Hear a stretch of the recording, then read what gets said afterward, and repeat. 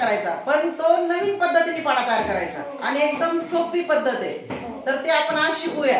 आता अगोदर इथं आपल्याला काय करायचंय, एक दोन लिहून घ्यायचे. काय करायचंय, 1 2 3 4 5 6 7 8 9 10. आता आपण हे 10 पर्यंत आकडे लिहून घेतले 1 2 चे.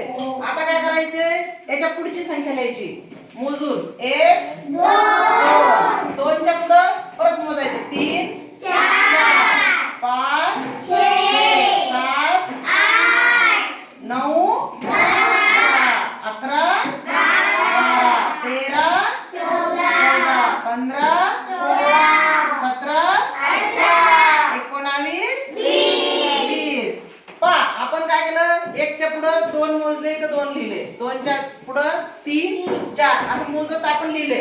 मग हा पाढा तयार झाला का नाही ते पाहायचं आपल्याला. पहा पाढा तयार झाला का, बे क बे, बे दोन्ही 4, बे त्रिक 6, बे चौक 8, बे पंचे 10, बे सकून 12, बे सती 14, बे आठी 16, बे 9 18, बे 10 20. तयार झाला की नाही. आता 3चा पाढा तयार करू अजून. 1 2 3 4 5 6. म्हणजे पुढे जी संख्या आहे ती मांडायची इथं आपल्याला. आता इथे 6 च्या पुढे मोजायचे. 7 8 9 10 11 13 14 16 17 19 20 22 23 25 26 28 29.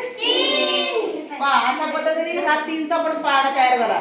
अशा पद्धतीने आपण सगळे पाढे तयार करून घेऊ शकतो आणि सोप्या पद्धतीने. म्हणजे तुम्हाला जास्त हे करायचं काम नाही. आलं लक्षात सगळ्यांचं.